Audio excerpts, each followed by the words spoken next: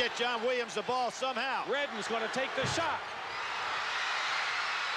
2 seconds, 1 second, and the game is going to... For many Tiger fans, it's the greatest finish the Pete Maravich Assembly Center has ever seen.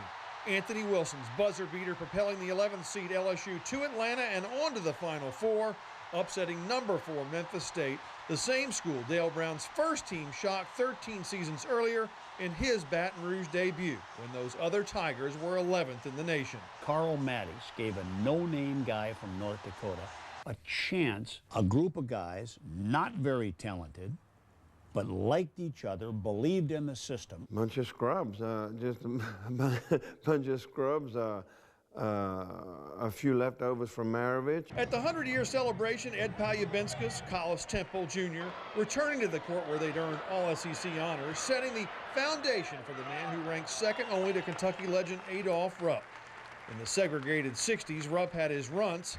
Brown's hustlers came 7 years later when the SEC and the South were changing. He built things based on being able to go out and recruit top-of-the-line guys from around the country and build a program, because the African-American athletes were afraid to come to LSU. So at first, I'm sure I was laughed at and scoffed at. What's this carpetbagger? What's this Pollyanna mentality? After probably about 4 years, 5 years, he was able to convince some really good guys to come to LSU.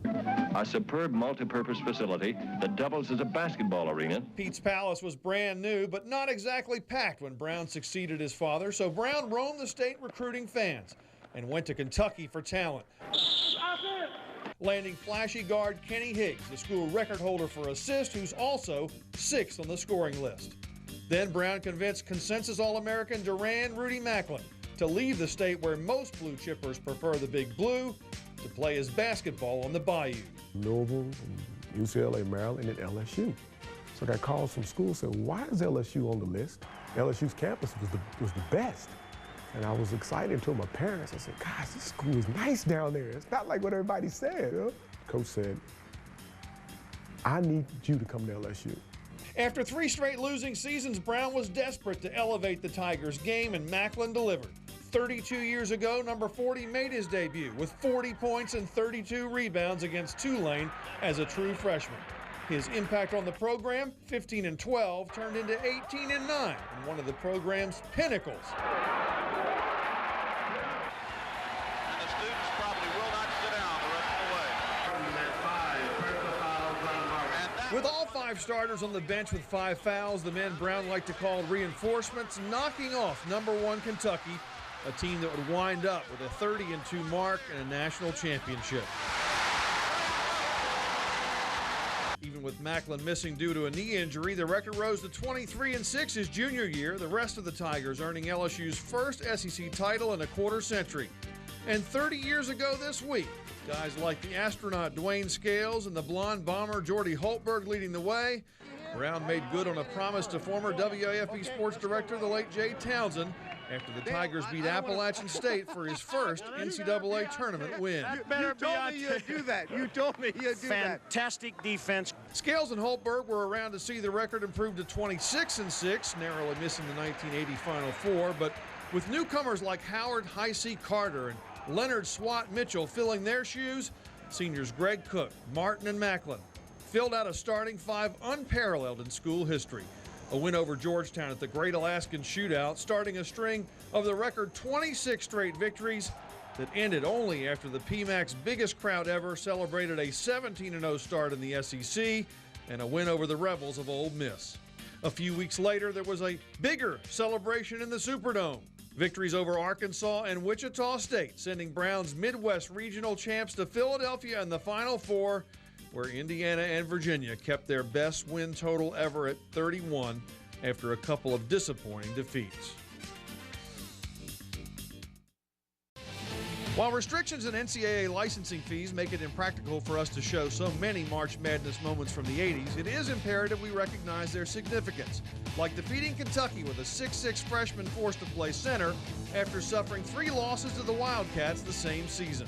I'll never forget as long as I live. The Kentucky fans were actually cheering for us. They were so thankful we beat Georgia Tech because in their mind, for sure they would be us a fourth time and go to the Final Four. That 86 Final Four team lost Captain Nikita Wilson, declared ineligible at midterm after a 14-0 start. It's just like losing a brother or losing someone in your family. The leadership of senior guards Derek Taylor and Don Redden through a chickenpox outbreak, 4 road games in 5 days, and an injury to John Williams, making their feat even more admirable. You just didn't really know how good John Williams was and what Derek and Don could do and Anthony could do, and we just got more and more confident, and even when we started getting behind in games, we always felt like we'd come back and win. While those teams with less talent did more in the big dance, Tiger fans will never forget the memories made by 2 of the game's all-time greats. All-American Shaquille O'Neal, the most dominant force the SEC has ever seen, and phenom Chris Jackson, who took his place alongside Maravich by giving LSU the NCAA freshman scoring record, 30.2 points per game. Who can forget his 53-point outburst against Florida in his first conference game? I was courtside in Oxford for CJ's 55 and 53 for Gerald Glass in one of the great shootouts of all time. 113 to 112 in overtime. Less than a year later at the PMAC, the Tigers and Loyola Marymount combined for 289 points. LSU's 148-141 win in overtime, producing 196 shots in 45 minutes. Tiger fans would also like to forget the 31-point lead Kentucky erased in the '94 Mardi Gras Miracle, and 2 years later, the Cats' 86 points in the first half, silencing what had been the Deaf Dome the year before Brown retired. Coach John Brady. Few people had heard of John Brady, much less Samford with an M University. The only credibility I have with them as a coach may be that I did bring a Samford University team in here and beat LSU in the Pete Maravich Assembly Center. I don't mind people wondering who I am or what I'm about. That's kind of natural, being a no name. But there's a lot of coaches out there that have names now that once did not. Despite the fact probation had wrecked the program, the Tigers returned to prominence during Brady's 3rd season. What a show it was. Stromile Swift and Jabari Smith soaring through the air for thrilling dunks and wicked block shots. LSU tying for the SEC championship, rolling to 28 wins, and reaching the Sweet 16. LSU wouldn't reach the NCAA tournament for another 3 seasons, but then started a nice stretch. LSU would have been in the big dance 3 straight years had it not been for the whole Jaime Ureta fiasco. Still, first-round NCAA embarrassments to Purdue, and then UAB had fans grumbling. Led by the most engaging personality since Shaq, the Tigers soared to the Final Four. Glenn Big Baby Davis was complimented by a blossoming high flyer named Tyrus Thomas and a deadly clutch shooter named Daryl Mitchell. Mitchell's miracle shot to beat Texas A&M in the 2nd round and Thomas's emphatic dunk to down Duke in the Sweet 16 were standout moments. But LSU was amazingly lackluster in a Final Four debacle against UCLA, and that clunker would carry over to the following season. Despite a preseason top 5 ranking, the Tigers failed to even reach the NIT. The following year was even worse, and in one of the more astonishing free falls in recent sports history, Brady was fired. Ironically, the coach overtaken by emotion at the same podium he shed tears of joy at 10.5 years earlier when he was hired. Trent Johnson. Trent Johnson didn't inherit the shipwreck Brady did. However, it's hard to imagine anyone doing a better job. Johnson leading the Tigers to 25 wins and an SEC championship.